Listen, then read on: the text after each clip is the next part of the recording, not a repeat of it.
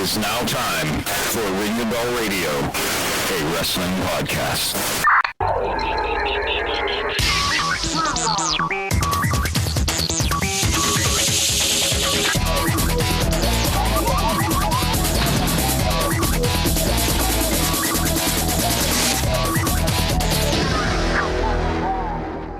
It's the most erotic thing I've ever seen. Hello, everybody. That's right. You're listening to Ring the Bell Radio, a wrestling podcast. And welcome, my magnanimous and amazing fans. It is I, once again, King Logan, here to update you, inform you, and generally fill your hearts with joy with a wrestling podcast. With me always, my partner in crime, the cohort, my Robin to my Batman, DJ Barris. Can I be the second Robin? Wait, who became Red Hood? Yeah, I was about to say, you want to be Tim Drake? Because he got bust up by the Joker for a long time. Yeah. Back as the Red Hood, and he was badass. Yep. Yeah. That was my favorite. Yep, he was cool. I love the fact that they, DC did that. Do you know the story behind that issue? Oh, where they actually had people vote if he survived or not? They had a phone number for if he would survive or if they were not. And DC were just expecting that he would survive, comic book fans. And I think it was like 80% of the vote was to kill him. And so that's what they did. I mean, you got to give them kudos for that. Those writers must have been like running in circles. Like, oh my God, we didn't think this would happen. And we got to redesign our entire story for the next year. It was like the grandparents of the people who cheered for Dominic Mysterio at WrestleMania. Like they were all heel. And then they pass the heel on to their grandkids later. That's it, man. That's it. Talking of Dom, I just want to give another shout out to the greatest wrestler ever to get into a wrestling ring, Dominic Mysterio, because he is just by far awesome. I love it. I heard him on this podcast going on about chicken tendies. So good. And did you see it on SmackDown this week? Liv was holding the plush chicken tendies. Yeah. Yes, freaking great. Absolutely love it. But speaking of WWE, we have a special guest coming on in a bit, but I just wanted to shoot some stuff with the releases that we had this weekend. So some big names in there, big surprises. Cora Jade, Dakota Kai, Braun Strowman, and Shayna Baszler, just to count a few, a bunch, like another 10 from NXT, Katana Chance, and I can never remember the other lady's name. That tag team, they're gone. So it's a shocking amount of releases and some big names. What did you think, DJ?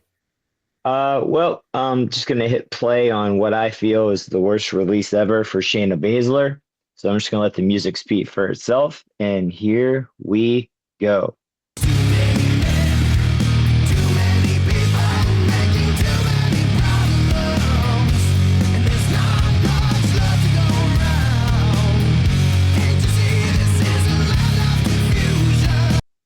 Yep, that's how I feel about that. That was the worst move I felt WWE could have ever done. Nia Jax is still there.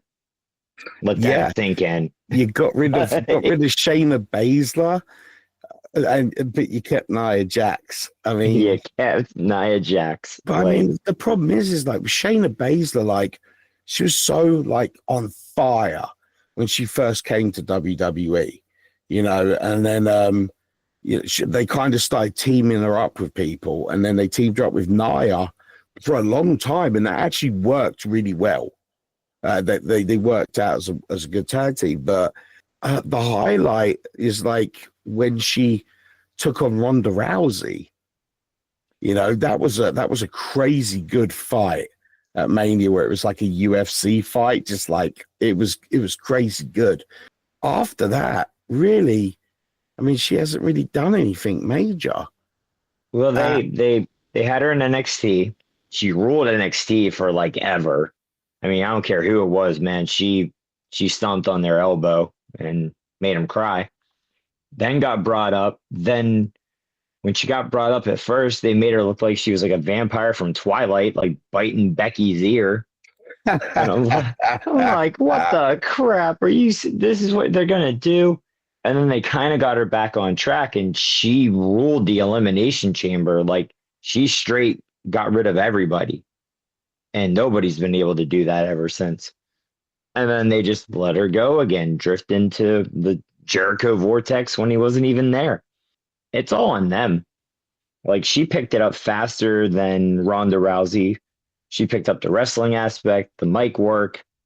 She was a beast, and they let her go. So bad on you, WWE. Bad on you. You know, the funny thing was, I was reading a report on this like yesterday, and they pointed out, quite rightly, like all these people, these main roster people that have been released, have all really in the last year just been enhancement talent. Yeah. That's what they became. You think about it, Braun Strowman, enhancement for Jacob Fatu, enhancement for Bronson Reed, Dakota Kai, which again is just super shocking. Absolutely super shocking to me. I mean, again, she's this close from the the Intercontinental Championship, you know, put over a ton of people, and it kind of just gets kicked to the curb. But then I'm kind of thinking, like with Braun Strowman, because remember Braun was out for a long time with that ripped, I think it was a ripped tendon or a ripped bicep or something, and then he came back and he really puts his body through hell, you know, and he's a large guy as well. When you're that size, you know, a back injury means a back injury. Like you ain't walking with that weight. But I wonder if he, you know, did this, came up to contracted negotiation. He's just like, yeah, I'm done. Like I think my time's done. I'm sick of like my body hurting. Which, you know, Dakota Kai as well. Look how many injuries she's had in the last 3 years. I mean, realistically, a massive chunk of money that she's getting paid for that, you know, she isn't working. So I don't know if that was, you know, in some way, some part of it. I'm not too sure, but Shayna Baszler, I got nothing on. Absolutely nothing. Because the last I heard was Shayna Baszler was down in NXT doing a lot of work down there, like in the backgrounds and stuff. So it's shocking. I'm just like, I don't know. But until we hear from these people about what the reasons are, you know, it's just, as JD likes to say, you know, innuendo and speculation, you know.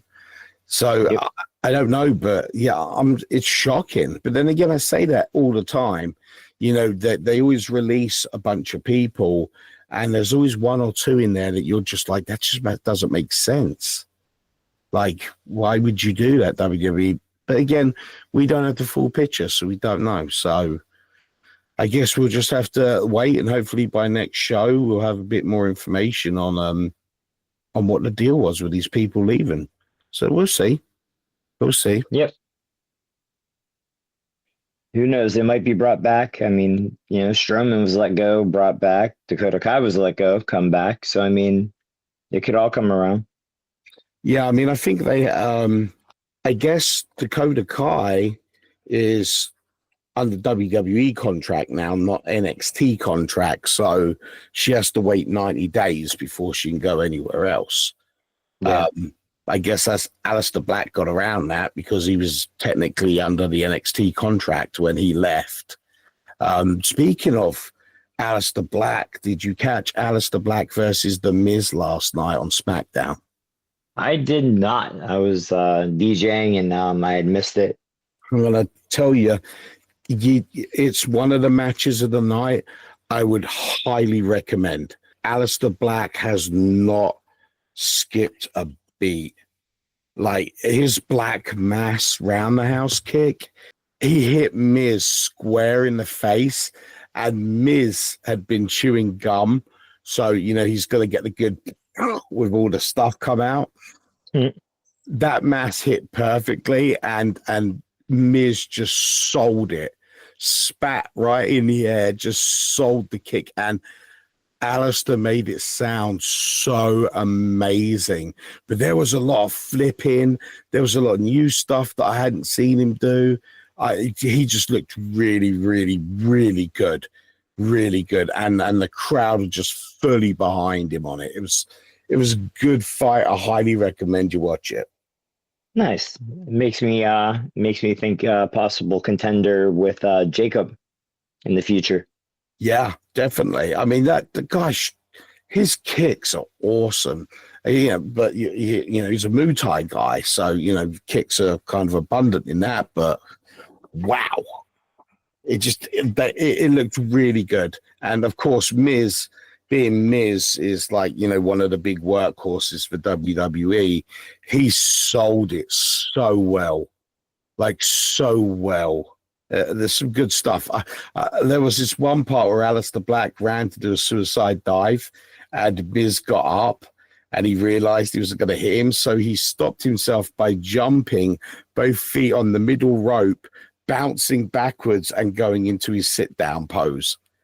It was so cool. It was, yeah. I'm a child at heart. If I see cool flippy stuff, that's it, man. Take my money. Take all my money. Okay, so people at home, we have a special guest for you tonight. A real special guest, in fact. He's a retired referee with a career spanning 22 years, and that's only in WWE. He's a successful podcaster. He's a writer, TV personality. You know his face. You've seen him ref matches. I know you do. But today we aim to bring you closer to the man himself. Ladies and gentlemen, Jimmy Korderas. Jimmy, thanks for coming on to the show. We are so happy to have you here with us today. Well, thanks for having me on. I'm happy to be here, man. Yeah, Jimmy, successful podcaster. We've been checking out some of your stuff. You're on what, Huge Pop Radio?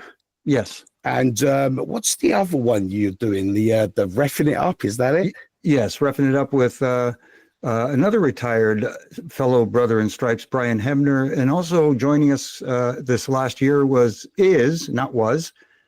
head TNA official Daniel Spencer. Wow. Which is kind of cool because we have really old school, which is me, and then kind of middle school, which is Brian, and then new school with Daniel. It's kind of like 3 generations of referees. It's kind of cool. You get those good opinions on everything, Yeah, you get the guy screaming at the clouds. You get the guy that's screaming at today. And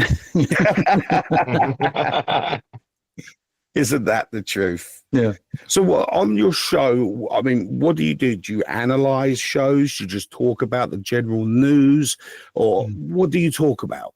Well, on Refin It Up, what we do is usually we'll touch on what's been going on in the week since the previous episode. And then we have a little segment we call Refin Review, which we take something that happened during the week that either didn't come off too well involving an official or something that looked really good, and we compliment and critique the officiating of today. That's and then really cool. Which is different. I think it's different than what others do. I mean, as some other people call it, the referee police has been, very rampant on social media, but we figure we can be the real ref police, if that makes sense. Yeah. You can grade them, give them Yes. the grades. Yes, exactly. It's funny. We have a guest that comes on, and he writes books, and they're basically, a lot of it is independent or kind of that golden late 80s era wrestlers.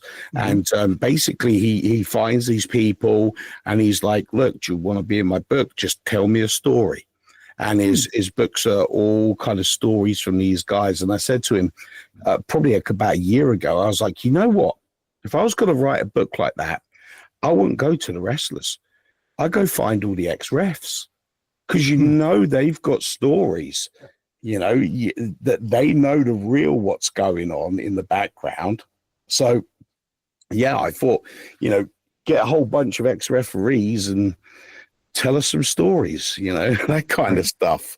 But yeah, no, my idea didn't go down well. No.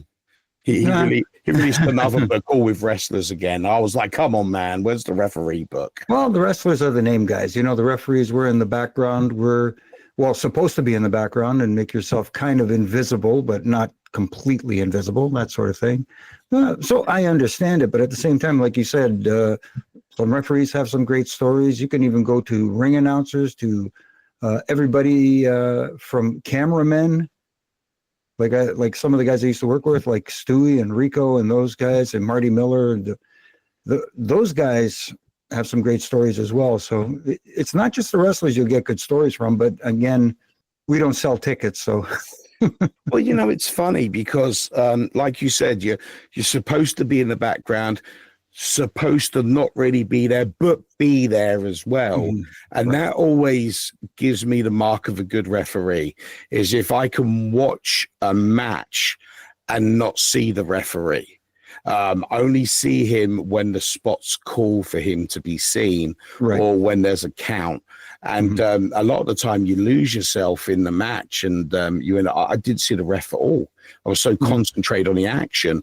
And I know that's what kind of you guys are supposed to do, like be out the way of the picture.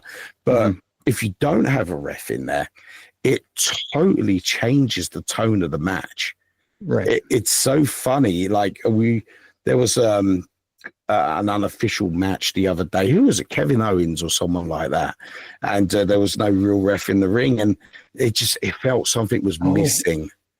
Was that the match with Cody? It was Kevin and Sammy. It was Kevin and Sammy. Oh, it was an unofficial match, apparently. So they had the unsanctioned. There you go. Where the official was only there for to declare a winner, and that's it. Yeah. Nothing was enforced. They stayed out of the way pretty much the entire match. There was just something missing. The source wasn't correct. It wasn't Heinz. It was the other brand. I don't know. And you really looking back on some of these, matches throughout history, these amazing matches that we have, the referees play such an important part of it. And you don't realize that until you don't see them. And it's funny because, my wife my wife went from a zero wrestling fan to Cody Rhodes came to WWE. Now she's the biggest wrestling fan in the world. And the funny thing is she's heard JD, our other host, is a wrestling just machine in his brain. Like he can tell you what every move is, what match happened in what WrestleMania. It's crazy. And from years of him sitting there with me watching it, him going, ref's doing this, ref's talking to him, ref's making sure he's okay. Now my wife sits there and goes, oh, the ref just talked to Roman Reigns. The ref just squeezed his leg. So she sees all the little things now that she had never seen or thought of before. And I was like, that's why refs play such an important part. Not only are they integral to the match itself, they're helping out with spots. They're checking that people are okay. They have so many different hats they have to wear in that ring. Absolutely. And, people just don't give them enough appreciation for the work they do. No, it's like you said, there's a lot more to it than just going out there and counting and just pretending you're enforcing rules. You have to look like you're an authoritative figure. It has to look authentic, because the whole premise of professional wrestling, it is a combat sport. That's what we're portraying here. Yes, the cat's out of the bag. The curtain's been peeled back. We know it's predetermined outcome. Yes. But it's just like watching any other television show you watch on TV. What you're watching isn't real life. It is drama, or it's comedy, or it's a little bit of everything. It's a variety show, and that's what wrestling is at the same time. But at the same time, you don't want to give away too much of the magic. Like, for example, I watch and I look at some of the referees and I end up scratching my head sometimes looking when they're very obvious at passing messages along to the talent. That really annoys me. It annoys me when they try to, it looks like intentionally get noticed on camera because you're not supposed to get noticed. I'll give you an example. Like before a match, if two wrestlers go face to face, I understand the referee kind of standing between them, keeping them apart because the bell hasn't rung yet to start the match. So you're keeping them at bay. Once the bell rings and they're face to face, you fade out. You're not in the picture anymore. The thing I can't stand is seeing some referee's face right here going, oh my God, look at these guys. No, because what am I focusing on now when I'm watching?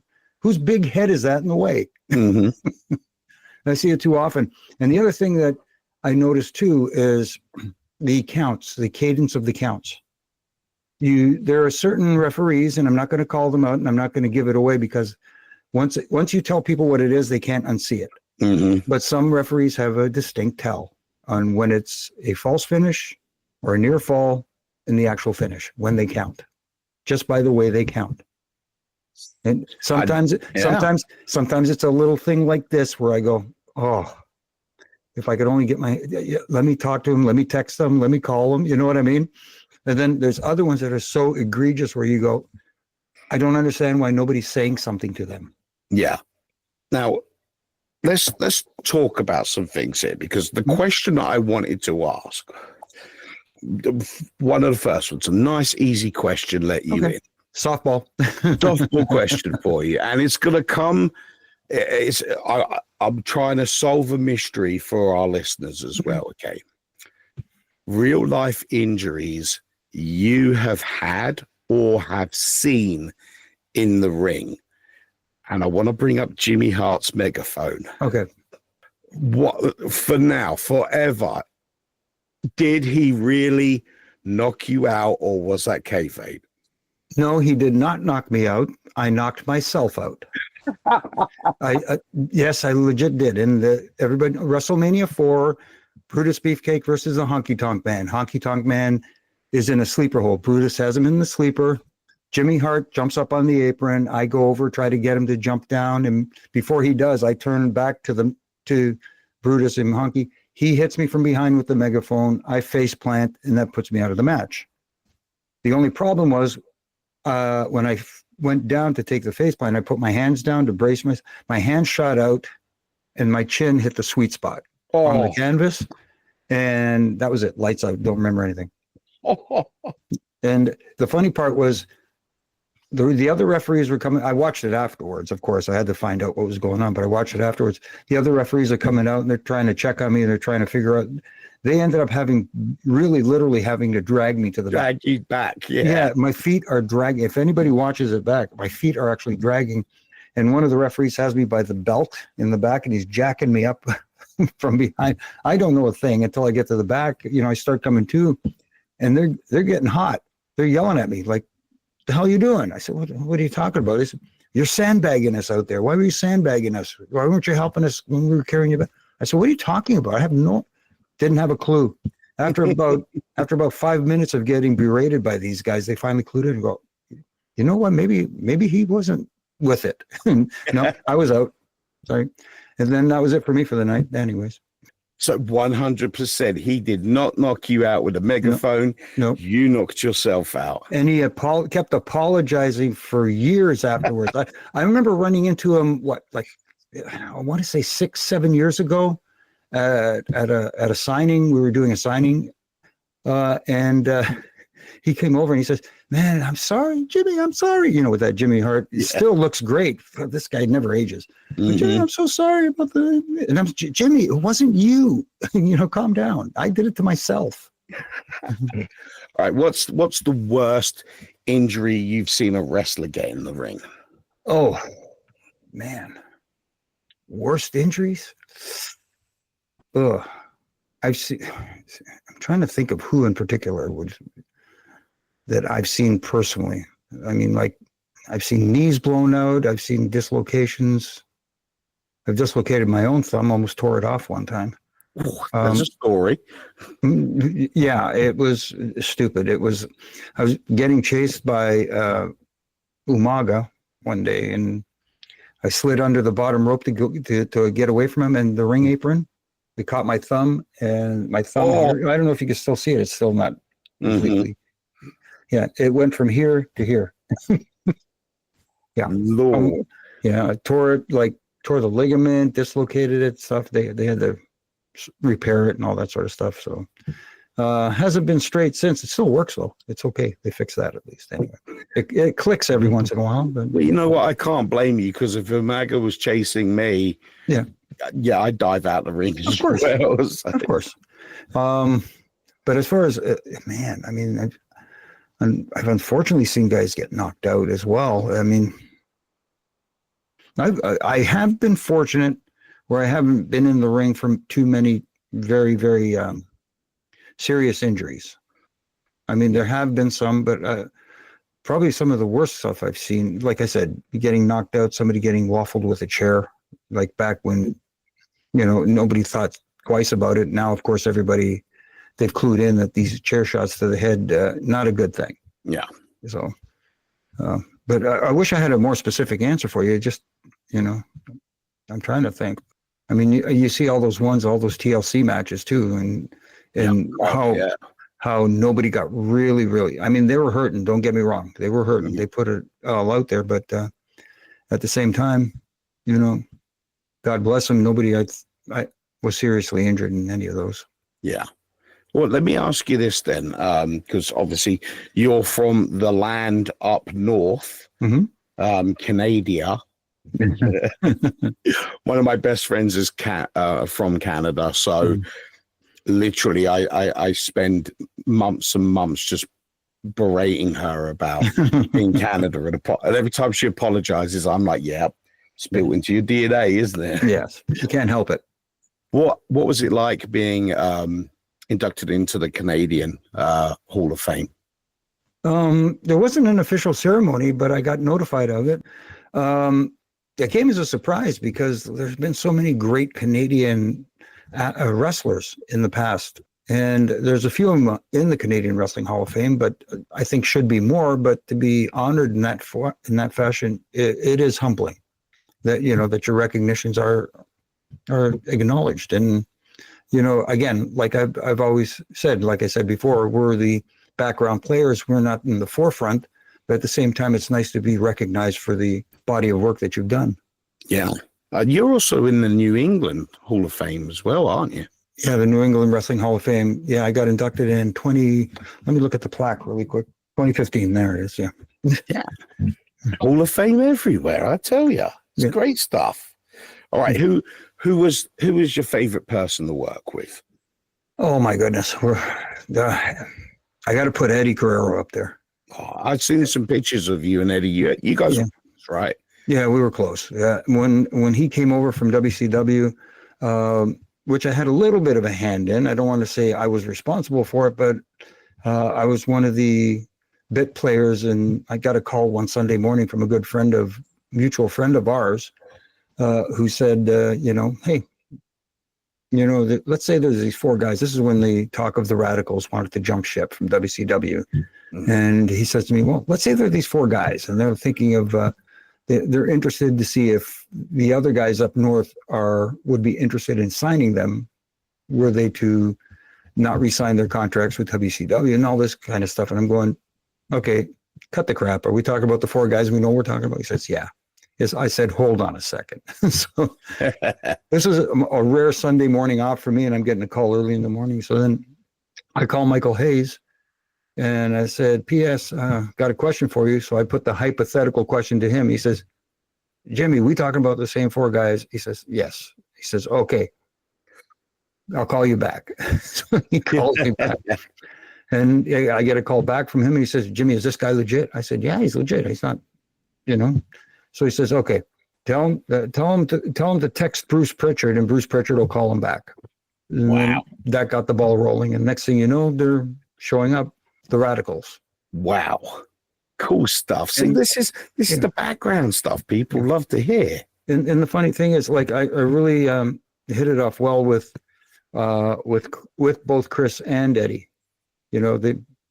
they were riding partners. They were two peas in a pod, and then Chavo got aboard, and Dean Malenko is just, people you've probably heard. Dean Malenko is one of the funniest people you're going to run into ever. But Eddie, as far as working with and being around as a friend, Eddie was fantastic. So, how long did you work with Eddie before, obviously, he passed away? Right when they came over from WCW, like right from the get-go there until, his untimely passing in November of 2005. Because I know I was reading some stuff and I watched an Eddie and the Rey Mysterio match that you were part of as well. It's crazy. Just I tell you, wrestlers dying young these days. It's terrible. It really is. Bray Wyatt going. It's sad days, but all we can do is keep that. I'm so happy that Dominic Mysterio is doing his heel bit with kind of Eddie stuff, because it's such a fun reminder of Eddie. And even my wife, like I said, not a wrestling fan, watched Eddie when he was in WCW, never caught him in WWE. Right.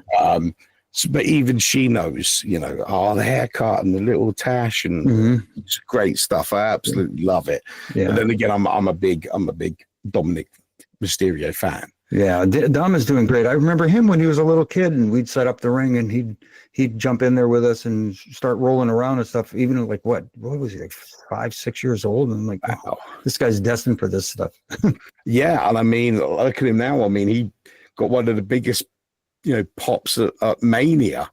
Right. It's crazy, and I absolutely love it. And I just love the work of the story that he does, and he's so good playing that, cowardly, kid. But I thought true to form, I thought his intro to WrestleMania, I think it was WrestleMania 40, where he came out the prison thing and he got brought down into prison guards. Right. I thought I was just howling the whole time. I thought it was such a great entrance for his character. So fun. Absolutely. Now, you and Kurt Angle, you had some fun things together, haven't you? Oh, of course. Kurt was when you talk about, greatest of all time, he's got to be in the conversation of the top 5, if not the top 10. And especially taking someone from the world of amateur wrestling, because your mind is wired a different way when you're doing amateur wrestling, and then you enter the world of professional wrestling.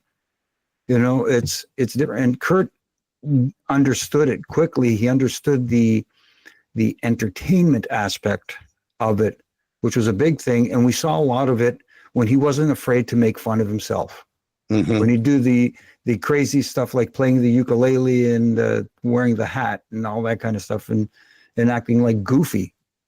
I mean, here's an Olympic gold medalist on television acting goofy. I mean, people, and I know the purists and the diehards are going, I can't believe they're making Kurt Angle do. They didn't make Kurt Angle do anything he didn't want to do. If Kurt did, it's because he didn't mind doing it. And then he went into it full steam ahead, 100%. And he made whatever they gave him. He made everything chicken salad.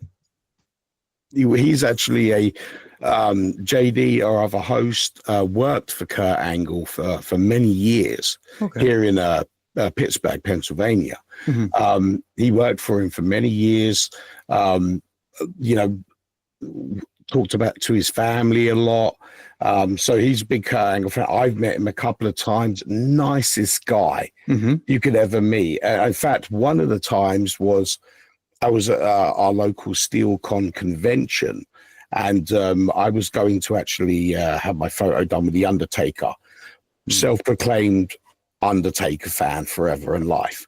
So he was coming, and part of my birthday present was to get a picture with The Undertaker. 8-year-old me, bucket list done.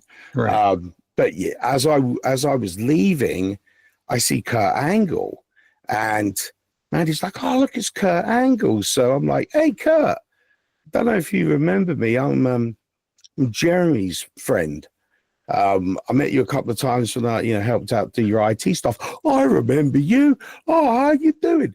Literally just took like 10 minutes out of his day just to sit there and chat with me and just ask how I was and how my kids were, and just nicest guy you'll ever meet. Such a nice guy, really is. No, he is. Yeah. But funny because you said something there that always it irks me. When you say the diehard fans and the so on people, why are they making Kurt Angle doing this, blah blah blah. I never understood that perspective. I understood that perspective when I was a young kid and I thought everything in front of me was real. Okay. Obviously, when I first saw a wrestling match in real life, I was pretty young, but then I worked out what was happening. Seeing it 5 feet in front of you, and this was in some cruddy pub in Norfolk somewhere, back in the late 80s. But when I saw it in front of me, and then when I watched that it's like that thing. It's like when somebody tells you how the magic is done, it's not magic anymore. It's just mechanics. Yes. And the same thing happened with me. But then I found a better love for it in the entertainment factor of it and the skill factor in it. I love my storylines, and I've always said wrestling is soap opera for guys. Right. It's there to entertain. Do I believe that this guy got buried alive? No. But it's the same way as I don't believe on Days of Our Lives that Falco's, evil twin with an eye patch just appeared. I don't believe it's real. I believe that when I was a kid. So the diehard people about it, I understand that want for the kayfabe. I do. But, we live in a different era of all this information. Right. It's hard not to, which is surprisingly leading on to my next thing I wanted to ask your opinion about. You saying with the, the critiquing of the refs that you do on your shows and, where they pull something off. How do you feel with this new WWE show coming out, WWE? I think it's called Real. And it's going to be, the storylines, we're going to be the writers, those kind of things. It's really like there's no curtain to pull back anymore. Somebody took the curtain and burned it out back. What do you think of that? Do you think it's a good thing for WWE to do? Say, look, here it is. Or do you think that's going to kind of kill the magic a little bit? Yeah, I hate to sound like I'm waffling a little bit because I try to understand why this show is coming out and why they're doing it, why they're presenting it the way it is. And the only thing I could think of is to the audience where wrestling still has that stigma attached to it, where people go, I can't believe you watch that phony crap. But those are the same people who watch House or watch any other doctor drama or Law and Order or whatever you get. But they still, wrestling fits in that weird kind of stigma in a lot of people's minds.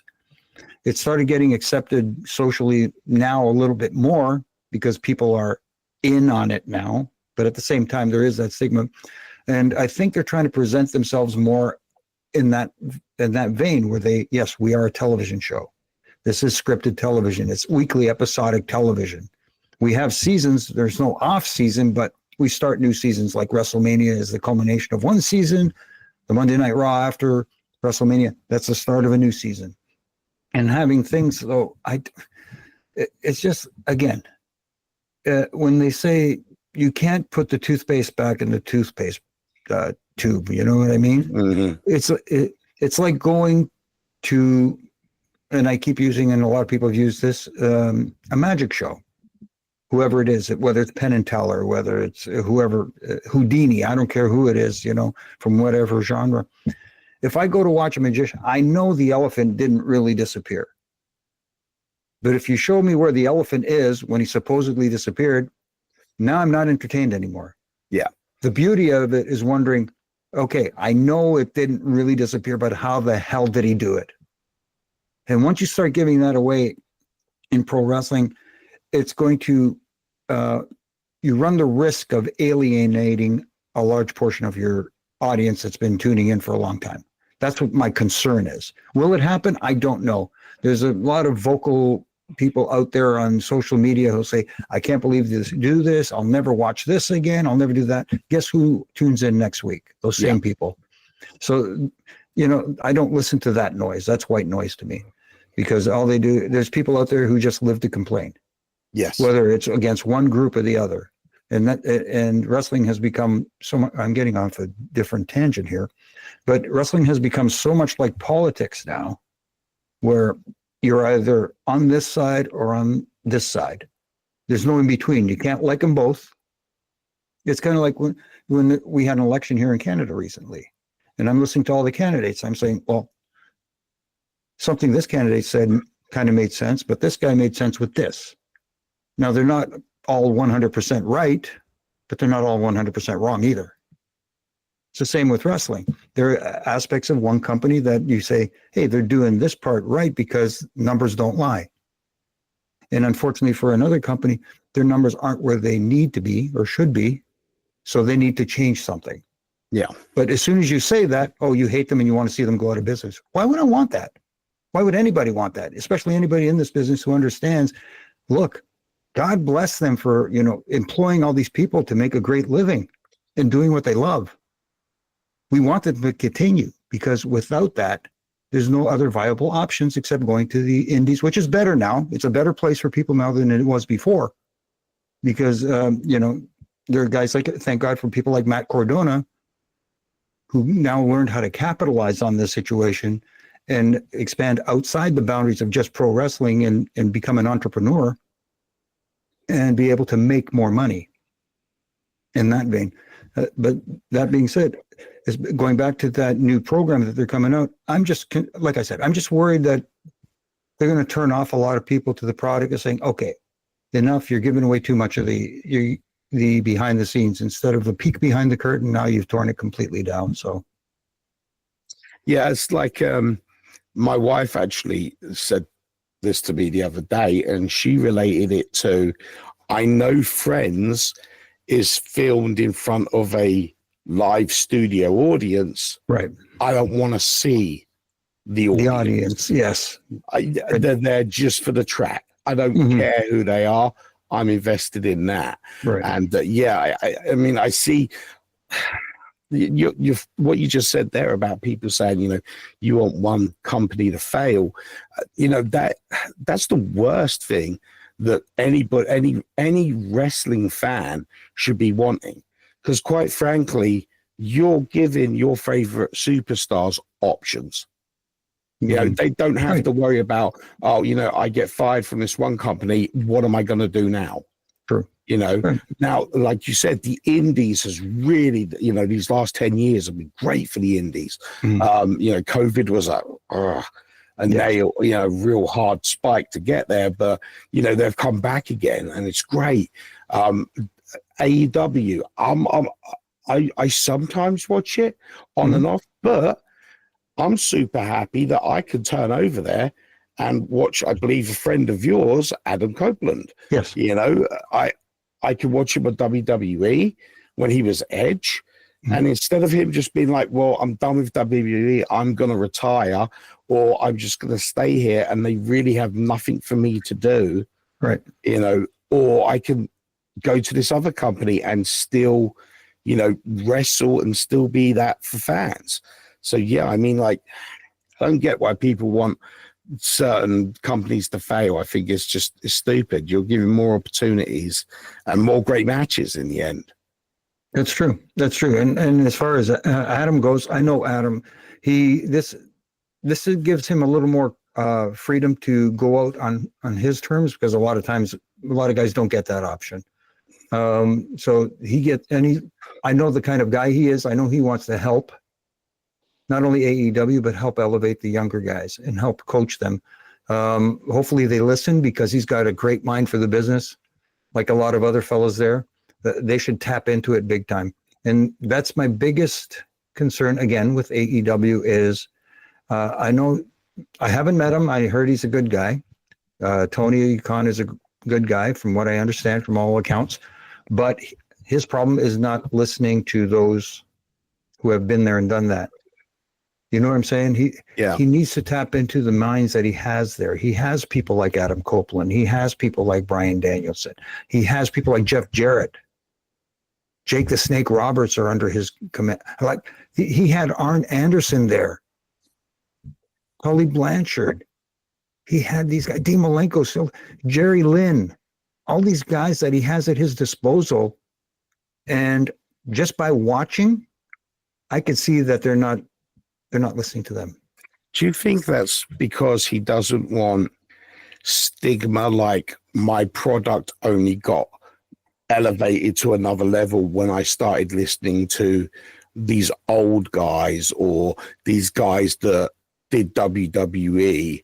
You know, I'm listening to them and that's elevating my product. Do you think there's an offset there with him not wanting that and trying to get away from that back comparable to you know, these people came from WWE? You can't ever escape that. Right. You know, it's a definite possibility. I mean, like, even the most humble guy has a bit of an ego. And, you know, sometimes ego is your own worst enemy. But there's sometimes you have to swallow that pill and say, hey, you know what? I got to do what's best for everybody instead of trying to ease my own, you know, self-worth or something, like whatever the word I'm trying to find here. But you know what I'm trying to say. Yeah. You know, it's just the way it is. And I think, you know, at first it was tapped into as being the alternative because they came around in a time when WWE was struggling creatively. No doubt about it. The stuff they were putting on television was not good. Yeah. Basically, it wasn't good. You know, even some of us old farts were going like, geez, I can't believe we saw that this week on Raw. You know what I mean? And that kind of stuff. And then they came along. They were a hot product, and they seemed to be looking to become the alternative, which is what they are trying to be. But I think somewhere along the way, they lost the way of being the alternative and just are happy with being different. And different doesn't mean alternative. Different means just being different from what the other guys are doing. And sometimes you have to take what's working for the other guys, implement it into your strategy, and make it your own. You don't have to copy it. You know, it's like you don't have to plagiarize somebody's play or poem or song or anything like that. But you can take elements of that song and put it into your own and write your own words and write your own lyrics and write your own music. But there's still elements of that.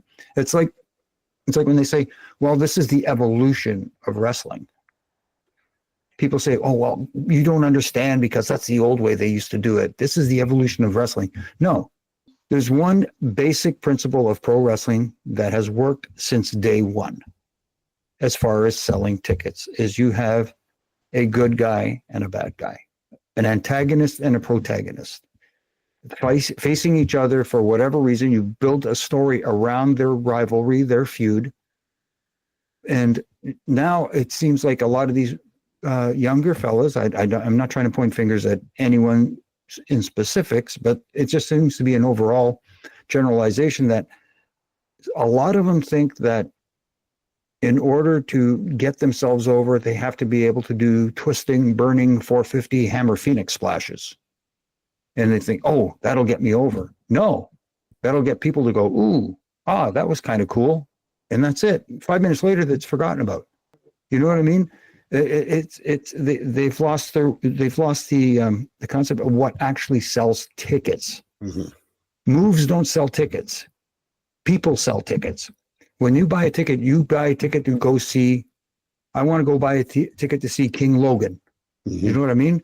Because I'm either on board with him, I want to see him kick somebody's ass, or I want to see him get his ass kicked. You know what I mean? One or the other, whichever side of the fence you're on. That's what it is. People are so hell-bent on this 5-star stuff. And yeah, you want to put on the best match possible, but sometimes the best match possible doesn't fit that criteria. Sometimes the best match possible is just a slugfest. Sometimes it's a spot-filled match. Sometimes it's just a combination of both. What I try to say when people say, well, this is the evolution of wrestling, I look at it this way. When the wheel was invented, it was made of stone, right? Yep. And then they made it out of wood because wood was lighter and easier to transport. Then the wheel became rubber. Then all different variations of rubber, vulcanized rubber, run flat tires, winter tires, summer tires, all season tires, all weather tires. The wheel has had different variations over the years. It's evolved in that sense. But at the end of the day, the wheel is round. Because if it's not round, it can't move forward. What they're trying to do now is they're trying to create a different shape of wrestling as opposed to, evolving the wheel, if that makes any kind of sense. Yeah. You don't want to stray too far from what your core product is meant for. Right.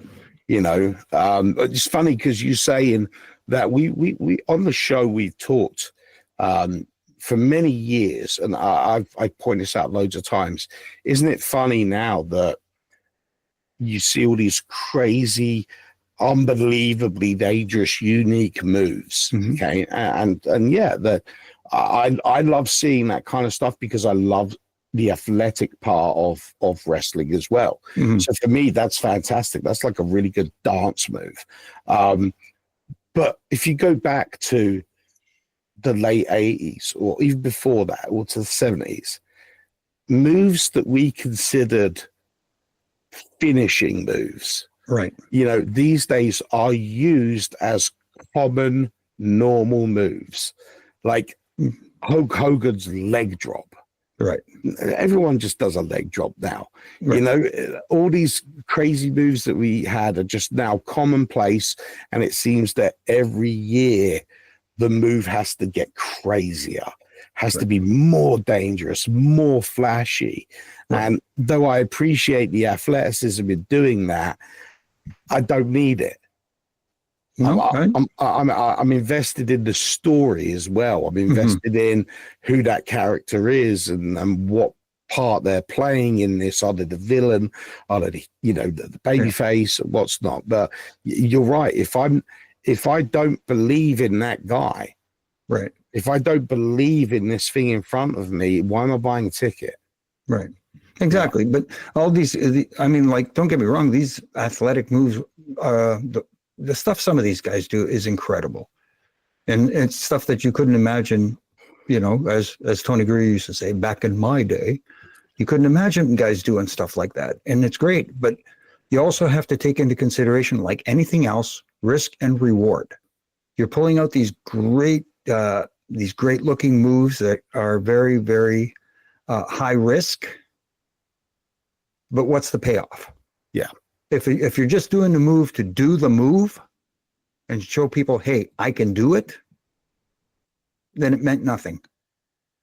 That's why when you see a big guy like, who can I take for example now?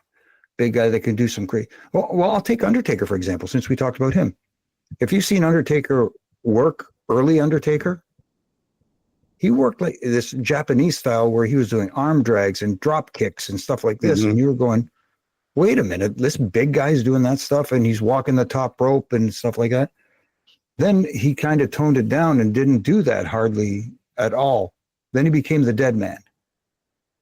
And it's kind of like people say, well, Hulk Hogan only had 3 moves, or John Cena only had 5 moves and blah, blah, blah. Well, you know what? That's all they needed. You know why? Because people were invested. Yeah. If you want to put asses in seats, my old boss used to say, this is where you make your money. Mm-hmm. Right here. And that's somewhere along the way, we've lost sight of that. And I'd like to see it get back to that. I mean, you can pull out your crazy moves every once in a while, but if there's no payoff at the end of it, then it's just a move to do a move that looks pretty. I'll give you an example. You take a guy like a Will Ospreay who can do some amazing stuff. He has the potential to be what they call a generational superstar, but he needs to work on his timing of when to pull these moves out. He's getting better at toning it down a little bit, but I'll give you an example. I talked about Will. I'm going to go on a different direction. I'm going to talk about AJ Styles. AJ Styles, before he came to WWE, when he went to NXT, was phenomenal. Before he went. When he got to NXT, after 6 months in NXT, he went, oh, now I understand. This is AJ Styles, who had been world champion in Impact Wrestling, TNA, had been, part of the Bullet Club, been to Japan and stuff like that. But after he went there, a light bulb went off. And he said, now I get it. So if you watch AJ Styles now, if you listen to him talk, if you watch him in the ring, everything he does is with a purpose, not just going out there to do it because he can. That's my biggest thing. Not doing moves just because you can. Know when to use them and know how to react accordingly after you do these moves. Because the one, oh boy, here we go. The one thing that drives me crazy is you see somebody hit someone with a Canadian destroyer. Mm-hmm. This is a guy you're flipping over, dropping him on his head. He pops up and hits you with one back. He's dueling Canadian destroyer. Are you kidding me? Giving someone a tombstone pile driver off the ring apron onto the steps. And the guy's back and beats the count into the ring before 10. That guy should be stretchered out. Yeah. Simple. You take, look, what Kevin Owens was able to do with that package pile driver when he brought it back. I mean, how many years has it been since you've seen a pile driver in the WWE? I couldn't even tell you. Right. Because when I first saw it, I was like, what is he doing? And then actually it was JD who told me, he's doing a package power driver. They don't do those anymore. Right. And see how it got over? Yeah. Yeah, I know people are going to say, well, they didn't deliver it like one. Who cares? That's not the point. Mm-hmm. I'd rather that and have it sold like Randy Orton sold it than have 11 different variations of a pile driver on the same show. Because now you're telling me dropping someone on her head isn't as devastating as it used to be. You talk about the evolution of wrestling. What has the evolution of the human body evolved as well, where your head is able to sustain? Is everybody like Jacob Fatu now, and they could take a shot to the head like that? I mean, like, come on, guys. It's true. It is true. I mean, that's always been my thing as well. Oh, dude, you just got busted in the knee with a chair, or they put your head in a chair and did a power driver on it, right? And you're up 30 seconds later. No, this is why we have finishing moves to be the devastating last thing. That's it. You're done. Right. You see, how many times have you seen a DDT in the middle of a match just as a transition spot or whatever? Talk to Jake the Snake Roberts. He always tells you, who kicked out of my DDT? Nobody. Yeah, because I mean, it's like I said, the evolution of it from an end of move, that's it, you're unconscious, to I watched LA Knight drop one in last night on SmackDown, right? Yeah, to transition, but I mean, yeah, it's crazy stuff. It is. Again, I sound like the old man. Get off my lawn.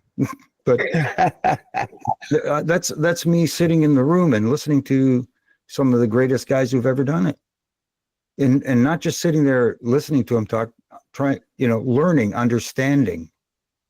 There's a difference between knowing and understanding. I would sit there and I would ask questions, and like I talked about Eddie Guerrero earlier. Eddie was one of those guys, who, well, I would say, I could pull to the side and say, Eddie, we're doing this in the match. Doesn't this make me look like this? I said, no, you don't understand. You're not looking bad. I look sneaky by cheating behind your back the way I'm doing it. See, he's telling me, I'm protecting you. So you don't get the heat, I get the heat. Mm-hmm. But then people started liking it, so then they turned it into a lie, cheat, and steal, became a babyface thing. So then it became fun being able to outmaneuver the referee so you can cheat behind his back without him. And you know what I mean? Yeah. So, but he was always cognizant of stuff like that, and he'd explain it to you.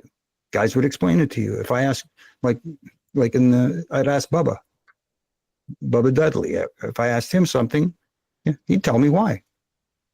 But first he'd ask me, why do you think? And I'm like, okay, now he's putting me on the spot. I got to think about this. Yeah, but Bubba's kind of like that. Yeah. Yeah. Tell me about this book you wrote, because I know it's got a foreword by Edge, Adam Copeland himself in it. Tell me how that went down.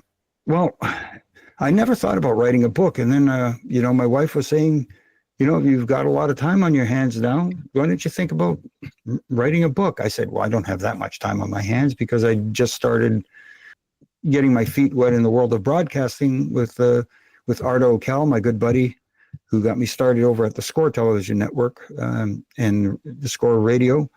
And she said, well, you know, just you got so many stories and stuff like that. Why don't you start writing a book? And I said, oh, okay. So every once in a while when I had some time and something would click, because sometimes you have to fire up the old memory banks, you know, I'd think of a story and I'd write it down, and we put it all together. And there's a fellow up here in Toronto by the name of Greg Oliver who writes a lot of books, wrestling books.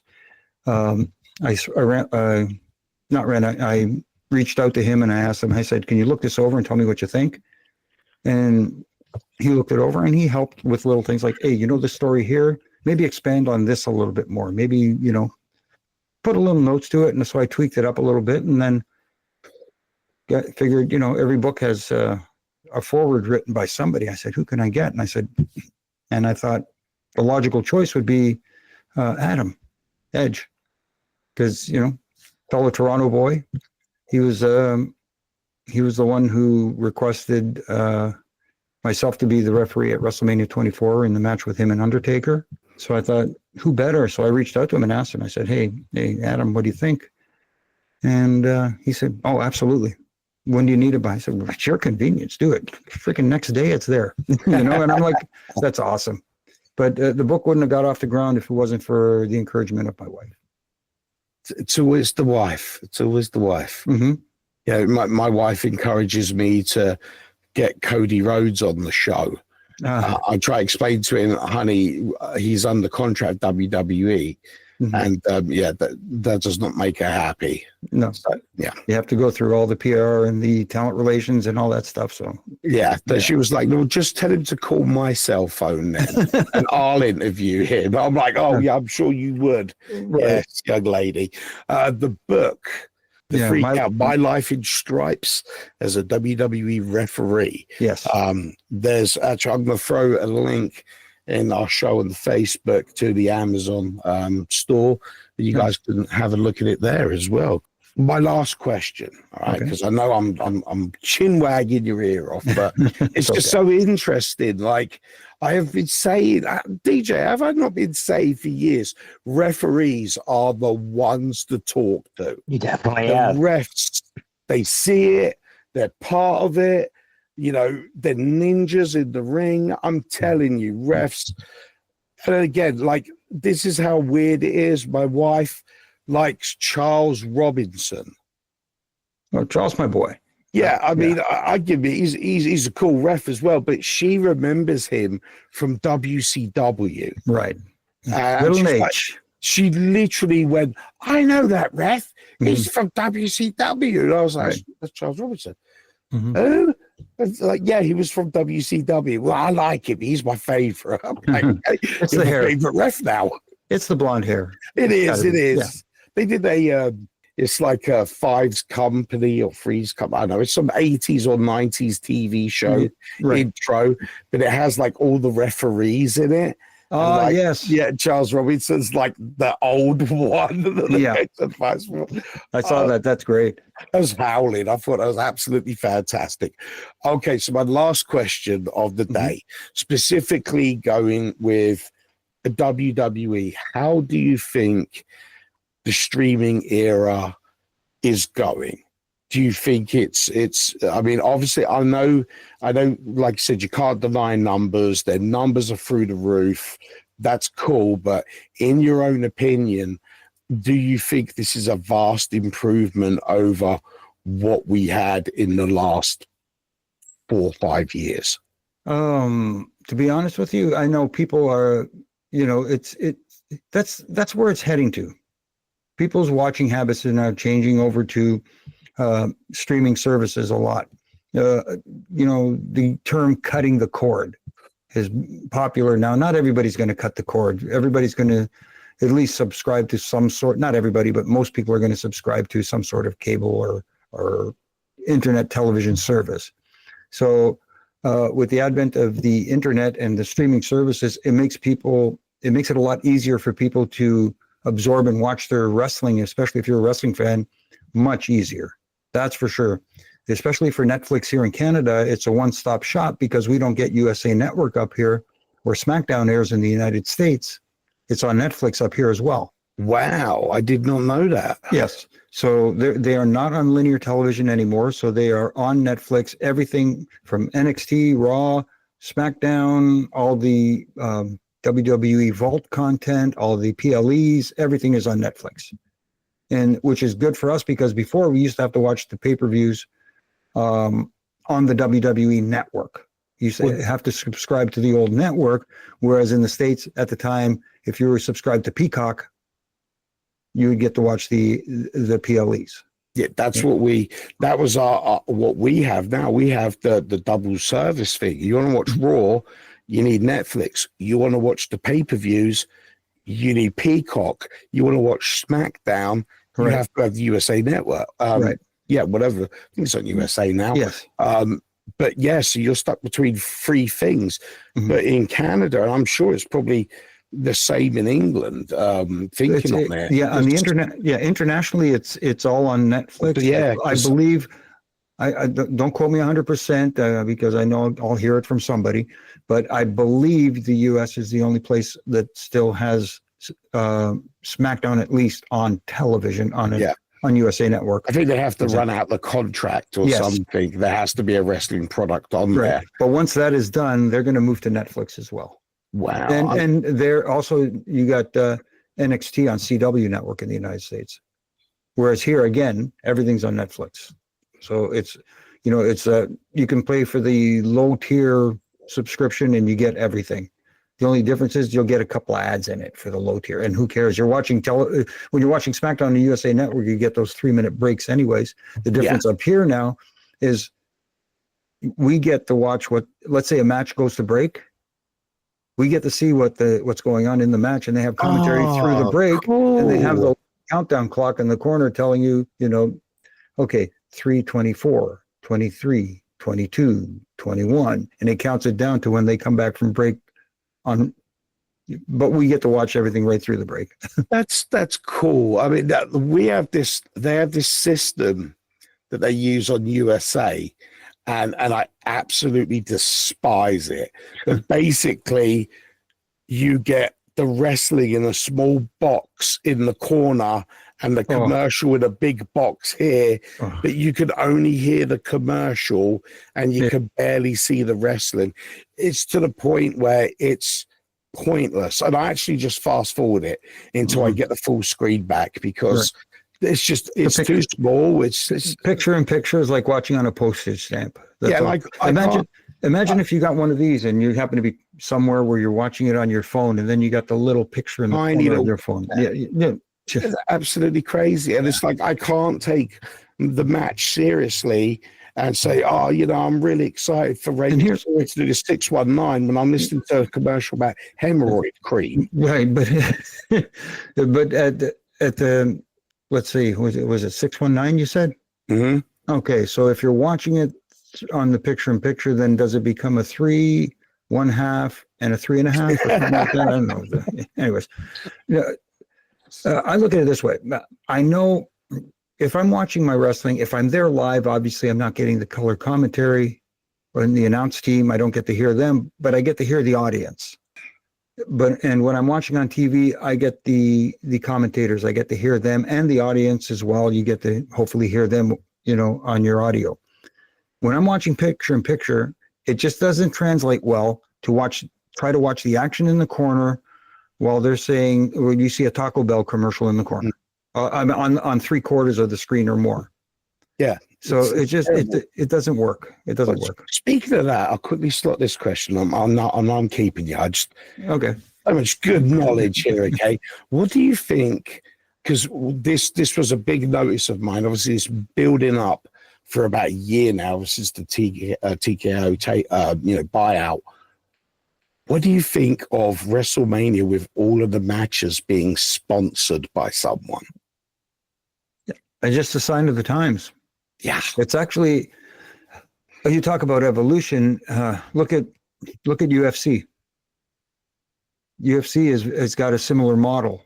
And who owns UFC? The same people. I think they're trying to implement that model into the WWE presentation of things. Like you look at the mat, and I know, again, it drives the purists crazy when they see all these sponsors on the mat and on the turnbuckle pads and all that sort of stuff. But it's a sign that people are investing. People are investing in the product. Sponsorship, money drives the deals. It's the wrestling business, and that's what they forget sometimes. As a fan, you forget it's the wrestling business, not the wrestling hobby. So if you own a wrestling company, you're in it to make money, unless you have unlimited funds and you're just doing it as a side gig. I tell you, I loved you being on the show. This has been something special. I'm Jimmy, tell the people where they can see and hear you at. Okay. You can catch me on all my social medias at Jimmy Korderas on Twitter. I still call it Twitter. I refuse to call it that other name. Thank you. And at Real Jimmy Korderas on Instagram. You can catch me doing my ref and rants daily from Monday to Friday. Just little critiques here and there, trying to tighten some screws that I think need tightening. The opinions expressed are mine and mine alone. You can agree if you like, and if you disagree, be nice about it, or else you're going to get smarmy Jimmy Korderas on a reply. And you can also catch me on Refin It Up with my good brothers in stripes, Brian Hebner and Daniel Spencer. Also got to give RJ, our producer, a little thumbs up. He's the guy who keeps all the technical stuff going, thanks to RJ. And also you can catch me on Huge Pop with Donnie DeSilva, my good buddy up here in Toronto. We have a great time with that one, and that's at hugepopradio.com. You can check out all our episodes there, and we just have a blast doing that. And again, you never know where else I might pop up. Just say my name. Oh, there you go. Talk about gimmick infringement, right? I'd say that was one of the highlights of WrestleMania for me. One last thing, now that you brought it up, everybody who says that was a detriment to Joe Hendry and the TNA World Championship, you just showed me you don't get it. Yeah. Where else was Joe Hendry going to show up where there's going to be millions of people watching, and he's in the ring with a first ballot Hall of Famer by 14-time world champion Randy Orton. And all they have to say is, look, he got caught up in the moment, because what did he do? He did the pose, he did the spin around, right into the... Perfect. Anyways, okay. We could save more for another day. We'll definitely have to have you come back on again, Jimmy, because it's just been so informative, so entertaining. I want to thank you again so much for being on. For our listeners, I have the privilege to just chinwag with you for a while.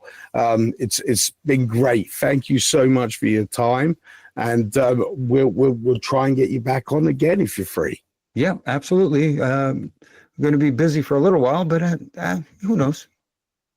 Who knows where you'll pop up? Exactly. Okay, people. So that's it. That's the end of the show. Once again, as always, you can check us out on ringthebellradio.com.